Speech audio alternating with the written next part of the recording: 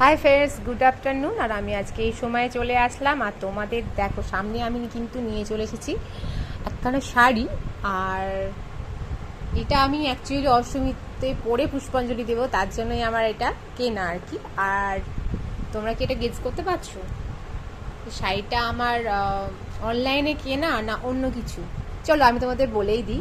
Actually এই শাড়িটা কিন্তু আমার ভাইয়ের বউ বর্ষা, ওর কাছে কিন্তু আমি শাড়িটা করেছি। ওর হাতের কাজ তোমাদের এর আগেও বলেছি, ওর হাতের কাজ সত্যি খুব সুন্দর। তোমরা দেখো, আমি কিছু বলবো না, তোমরা কিন্তু দেখো দেখতেই পাচ্ছ, সেটা দেখেই তোমরা বিচার করে বলবে যে আমি যেটা বলছি সেটা অরিজিনালি না আমি মানে মিথ্যা বলছি। আর এটা হচ্ছে তোমার আঁচল, মানে ওকে তুমি যেরকম বলবে ও সেরকমই তোমাকে মানে এঁকে দেবে। আর দেখো আমি চেয়েছিলাম একটু আঁচলে আমার এরকম একটা গণেশ থাকবে, আর বাকিটা ওর উপরে ছেড়ে দিয়েছিলাম। আমি জাস্ট বলেছিলাম আমার আঁচলটা একটু গণেশ করে দিবি। তো দেখো গণেশখানা পুরো দারুণ লাগছে দেখতে।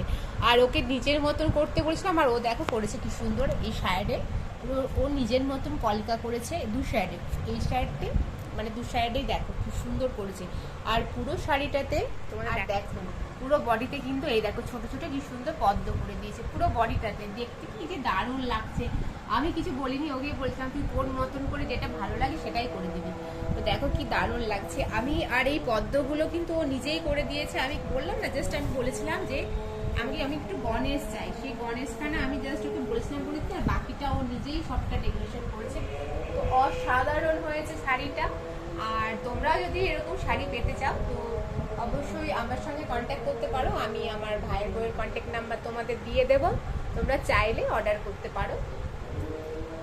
আর তোমার এর সঙ্গে ব্লাউজ পিসও রয়েছে, বাট আমি ব্লাউজ পিস মানে ব্লাউজটা বানাবো না, আমি ভাবছি একটু কিনেই নেব, কারণ এখন ব্লাউজ বানাতে গেলে একটু লেট হয়ে গেল। তো যাই হোক, এর মতো ম্যাচ করে একটা ভাবছি ব্লাউজ কিনে নেবো, আর সেটা কিন্তু তোমাদেরকে অবশ্যই শেয়ার করব।